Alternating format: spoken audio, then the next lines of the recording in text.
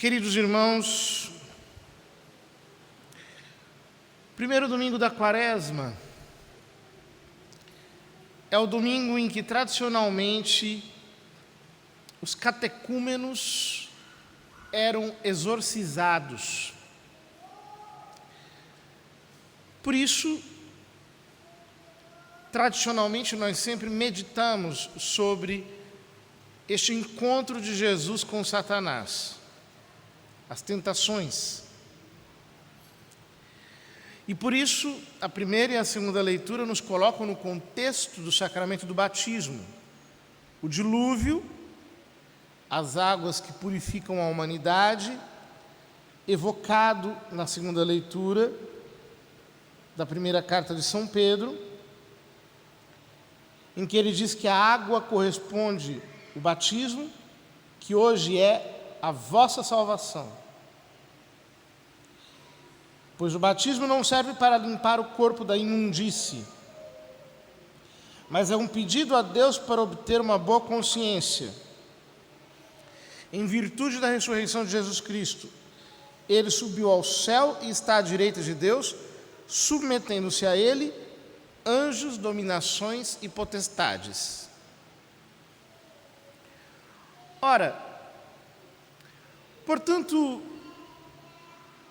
se durante os 40 dias da Quaresma nós estamos nos preparando para celebrar a Páscoa e com ela para renovarmos o nosso batismo, pois na noite do Sábado Santo receberemos a aspersão com a água batismal e renovaremos as nossas promessas batismais,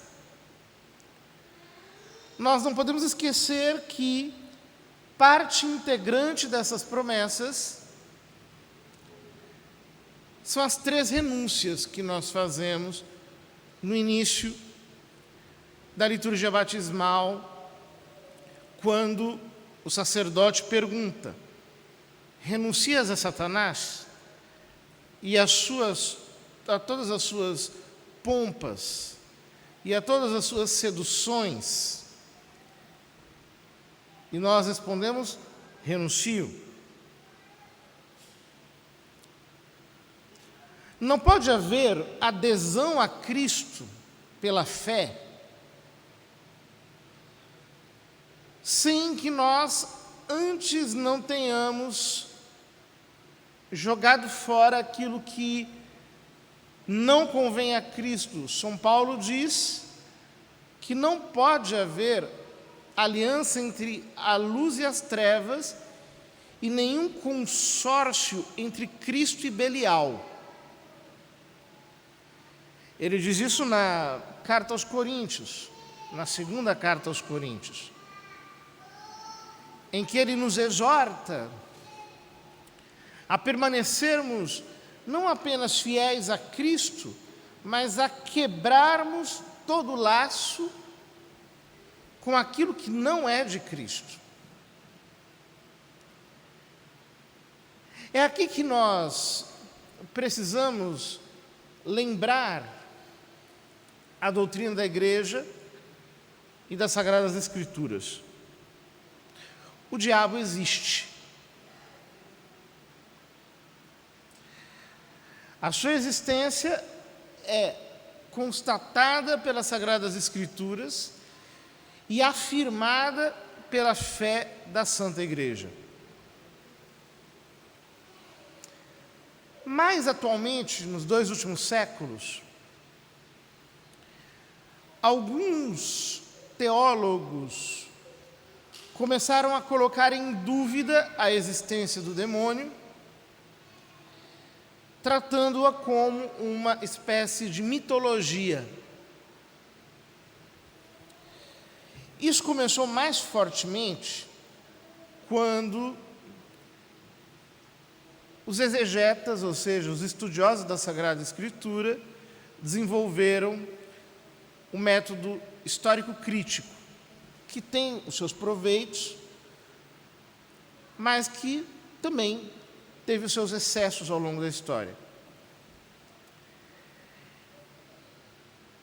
Então, analisando as Escrituras, eles chegaram à conclusão de que a ideia de que existe o demônio foi uma espécie de absorção das culturas pagãs. Por quê? Porque, de fato, nos livros mais antigos do Velho Testamento, nós não temos menções tão claras à pessoa do diabo. Isso vai aparecer, sobretudo, em textos mais tardios, especialmente depois do retorno do exílio na Babilônia. E, quando chega o Novo Testamento, então, nós vemos Nosso Senhor expulsando demônios por todos os lados. O Evangelho de São Marcos, que nós estamos lendo este ano, mostra-o abundantemente. Mais ainda, nós vemos Nosso Senhor se referir a castas de demônios, a nomes de demônios. Fala em Satanás, fala em Beelzebu, fala em outras entidades. Nos Atos dos Apóstolos também aparece constantemente os apóstolos expulsando demônios, e depois, nas cartas apostólicas, muitas menções aos demônios. Então, no Apocalipse nem se fala. Então, nós vemos que o Novo Testamento traz uma revelação não apenas mais plena sobre Deus, mas também mais plena sobre a ação deste espírito maligno. Só que aqueles exegetas, Bultmann em especial, mas na sequência muitos outros, queriam explicar as menções que a Escritura faz ao demônio como recursos literários, como recursos poéticos. Depois, essa explicação de tipo naturalista, ela foi se aperfeiçoando. Outros diziam que os demônios, na Escritura, mesmo no Novo Testamento, faziam referências a desvios de personalidade, a psicopatologias desconhecidas na época.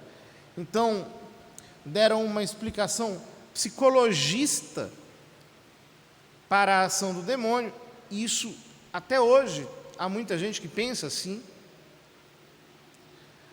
Depois, quando começaram a ser utilizados métodos marxistas na interpretação da Escritura, então começaram a dizer que os demônios são estruturas sociais de dominação que se impõem sobre a personalidade das pessoas e que, às vezes,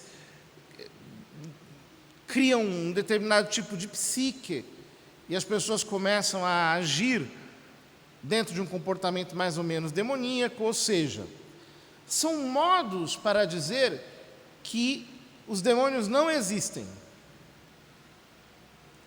Houve até um livro que ficou famoso, aí nas décadas de 80, mais ou menos, que tinha como título Antes que os Demônios Voltem, em que o autor queria desmistificar de tal modo a existência do diabo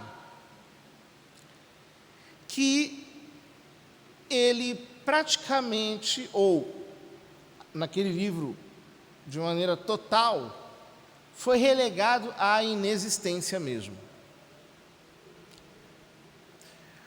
Ora, só que não é esta a verdade das Escrituras. Como eu disse antes, as Escrituras, que são a revelação de Deus, falam desta presença misteriosa. Depois, ao longo dos séculos, a Igreja fez diversas afirmações dogmáticas, em que, por exemplo, dizia que o demônio não foi criado mal por Deus, mas, pelo contrário, os anjos foram criados bons e Lúcifer prevaricou, rebelando-se contra Deus e arrastando uma multidão de anjos contra ele. Há diversos textos ao longo da tradição da igreja que afirmam essa verdade. Depois, a liturgia da igreja a atesta abundantemente, não apenas, por exemplo, pelo rito do batismo ou pelas orações, que falam com uma certa frequência do combate contra o diabo, mas também pelos próprios ritos de exorcismo que a igreja sempre referendou ao longo da sua história. Mas a doutrina dos papas, mesmo dos papas dos últimos tempos, sempre afirmou a existência do diabo e uma existência pessoal, ou seja, ele não é apenas uma força, uma energia, como dizem alguns. Ele é alguém. O Papa Paulo VI tem uma famosa catequese em que ele comenta o último pedido do Pai Nosso, livrai-nos do mal, em que ele diz explicitamente que este mal não é apenas uma força, é uma pessoa. É o demônio. O Catecismo da Igreja Católica, do mesmo jeito, o afirma, especialmente comentando a última petição do Pai Nosso. Livrai-nos do mal. Quando diz que o maligno é uma pessoa, é alguém. Inclusive o Papa Francisco, em algumas ocasiões, falou sobre a existência do diabo e disse: aqueles que dizem que ele é apenas uma força estão enganados. Ele é uma pessoa e ele existe. É uma pessoa espiritual. E existe realmente. Por que eu estou dizendo isso? Justamente porque uma das coisas que o demônio mais quer é passar desapercebido ou fazer-se de bom, disfarçar-se. Nosso Senhor, no capítulo 10 de São João, diz que o ladrão vem para roubar, matar e destruir. Portanto, a presença do diabo em nossa vida é exatamente como a de um ladrão. Ele espreita, ele vê quais são as entradas possíveis, quais são as brechas, de que modo ele pode entrar. É claro, nós sabemos, inclusive por abundantes textos dos padres da igreja, São Leão Magno tem um sermão exclusivamente para falar sobre o demônio. Nós sabemos que Lúcifer era um serafim, o primeiro e o mais perfeito. E quando ele se rebelou contra Deus, ele arrastou consigo uma multidão de anjos. Por isso que nós falamos de Lúcifer e os demônios, ou Satanás e os demônios. É importante nós sabermos isso, porque não existe apenas um. Um é o chefe supremo do inferno. Mas juntamente com ele há uma multidão de demônios. E a ação destes espíritos malignos contra nós se dá exatamente ao modo de um ladrão, ou seja, ele tem uma decisão férrea, que ele jamais mudará. Ele decidiu que vai te levar para o inferno. Ninguém vai mudar essa decisão dele. Existe uma multidão invisível de demônios que está resolvida a te levar para o inferno. Pense o seguinte: se você está na sua casa tranquilo, alguém toca a campainha, chega para você e diz assim: olá, boa tarde, tudo bem? Olha, eu vim aqui falar o seguinte: o traficante aqui do bairro jurou você de morte. Ele disse que vai te matar. E ele disse que vai fazer isso até o final dessa semana. Uma boa tarde, boa sorte. Como é que você se sentiria? Você se sentiria bem? Você ficaria com medo, né? Você ia ficar apavorado. Talvez você mudasse de casa, talvez você mudasse de país, se você tivesse condição. Se você pudesse, você mudaria até de nome, para poder escapar dessa. Agora, e se eu dissesse o seguinte, que não é apenas um traficante, mas é o tráfico inteiro da cidade que tem uma foto sua e diz: nós vamos matar você. Seria um pouco pior, né? Talvez você entrasse em desespero. Pois é, só que por pior que isso seja, um homem só pode matar o nosso corpo, mas ele não pode condenar a nossa alma ao inferno. Os homens podem nos fazer mal físico, mas os espíritos malignos podem nos fazer um mal espiritual através do pecado, para nos levar à tentação.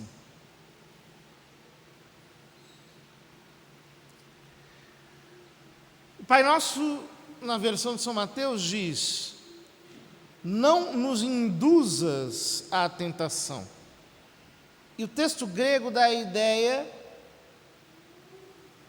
de que o que nós estamos pedindo a Deus Pai é que Ele não nos leve para o meio daquele furacão da tentação. Que Ele não nos permita entrar naquele lugar em que a tentação nos assedia, nos aborda, mas, ao contrário, que Ele nos livre do maligno. E quando o texto grego fala desta libertação, não está falando do mal com L, ou seja, o mal que é apenas uma qualidade. Está falando do maligno, ou seja, um sujeito.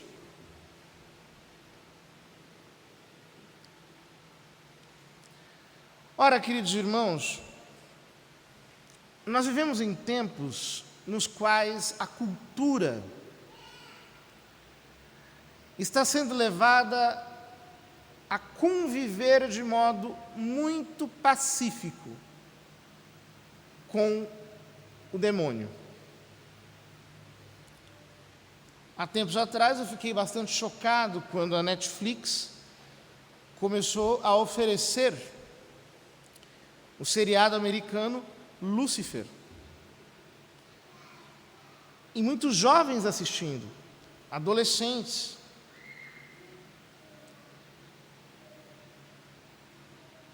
Em que Satanás é apresentado como o herói, como o mocinho. Mas não apenas isso. Quantas vezes nós vemos de maneira sutil se apresentar a nós a representação do diabo, sem que nós nos demos conta do que se trata. Através de títulos de novelas, de seriados, de representações em espetáculos públicos, mesmo nos carnavais, quando aconteciam. E nós achamos essas coisas muito normais.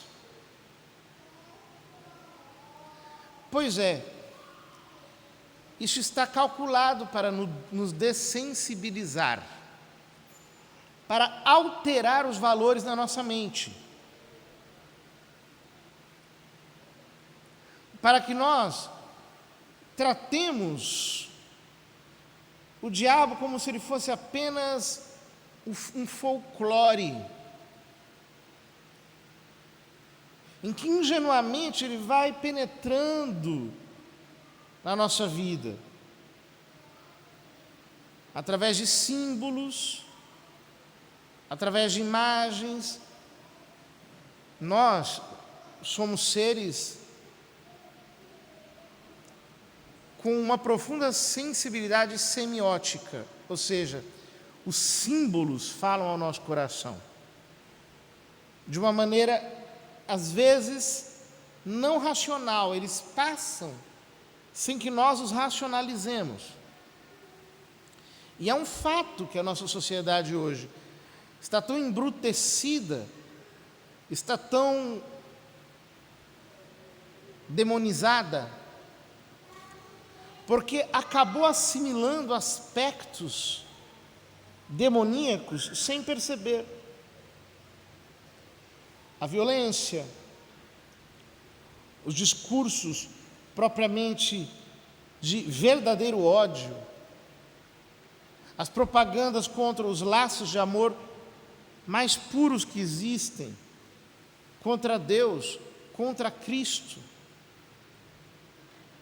o chamado satanismo revolucionário, que vem apenas para destruir a sensibilidade religiosa das pessoas, tais como, por exemplo, a chamada Marcha de Satanás, que acontece anualmente em várias capitais do mundo.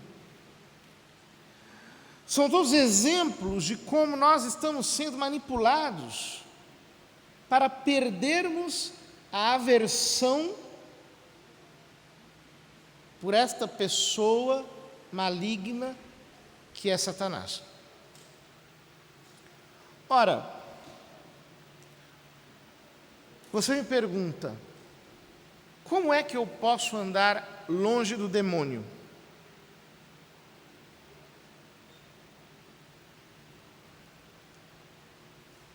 De que jeito eu posso estar fora do seu alcance? São Pedro diz: sede sóbrios e vigilantes, pois o vosso adversário, o diabo, vos rodeia como um leão a rugir, procurando a quem tragar. Nós todos temos uma imagem muito terna dos leões. Me lembro, por exemplo, desse desenho que foi sensação na década de 90, o Rei Leão. Mesmo das representações de leões nos desenhos, eles são tão gentis, tão bonzinhos, né? Até que um cantor da chamada música popular brasileira escreveu uma música para o leãozinho. Parece tão bonzinho o leão, né? Um dia me mostraram um filme, assisti um filme de uma família que foi fazer um safari e o carro enguiçou no meio do parque, cheio de leões. E aí eu vi a verdadeira face do leão. Fiquei aterrorizado com aquilo.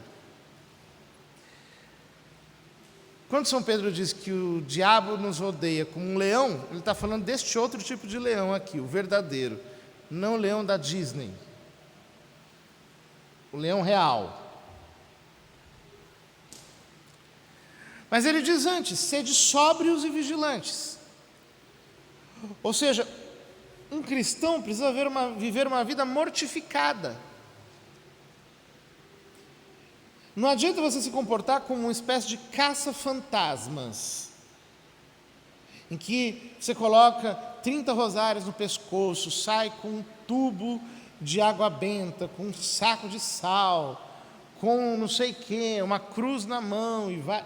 Não adianta você fazer isso, não é isso que nos respalda contra as tentações diabólicas.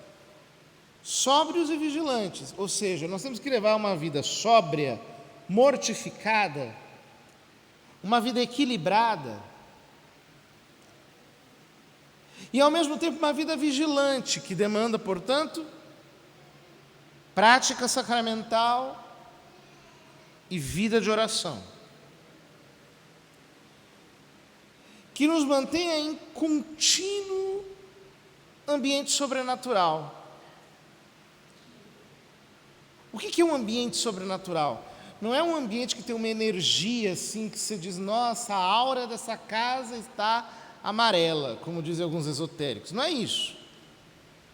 Um ambiente sobrenatural é um ambiente em que você não sente dificuldade para rezar. Aquele ambiente te remete a Deus, te remete a Nosso Senhor, a Nossa Senhora. Aquele lugar está cheio da presença de Deus e você se move num ambiente em que você pode estar unido a Nosso Senhor. Isso é um ambiente sobrenatural. É um ambiente de um cristão que vigia. Como diz aquela imagem de Nossa Senhora em Roma, cor meum vigilat, o meu coração vigia. Ou seja, o meu coração sempre está atento às insinuações do Espírito Santo. Está atento para rechaçar as insinuações do mal. E eu procuro viver uma vida sóbria, uma vida equilibrada, uma vida sem excessos, em que eu pratico o autodomínio através da mortificação, em que eu digo, eu me privo disso, me privo daquilo, para a honra de Nosso Senhor. No Pai Nosso nós dizemos, livrai-nos do mal. Na cerimônia do batismo nós renunciamos ao mal. Há outras orações litúrgicas, como por exemplo, as orações de exorcismo no rito do batismo, ou outras piedosas, como a pequena oração de Santo Antônio, em que ele diz, Ecce crucem Domine, ecce crucem Domini, fugite partes adverse. Eis a cruz do Senhor, fugi, inimigos.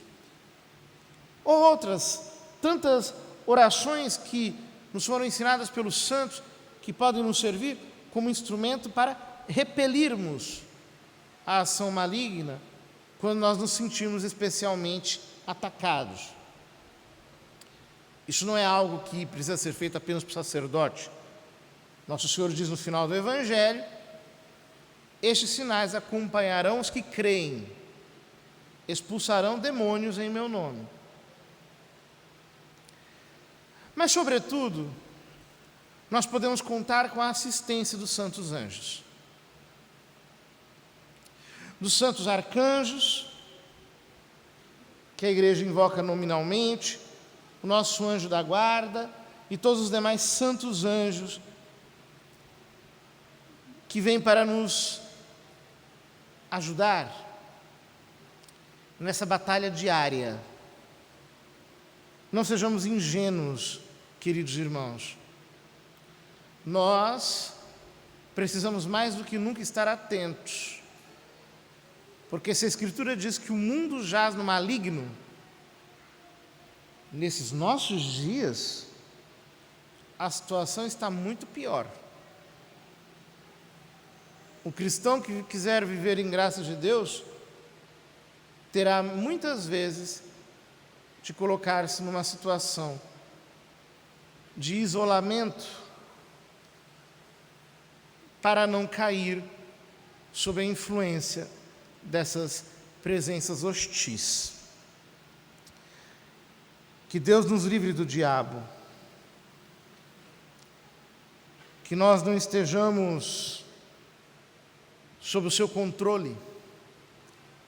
Que a Santíssima Virgem quebre as amarras do mal em nossa vida. Rezemos, queridos irmãos, rezemos com muita vigilância. Rezemos o terço. Meditemos os mistérios da vida de Nosso Senhor. Porque nesses dias difíceis, aqueles que quiserem perseverar até o fim, precisam de muita graça. De graça, não apenas para se conservarem no bem, mas para combaterem com todas as suas forças contra os espíritos do mal que, como diz São Paulo, habitam na atmosfera.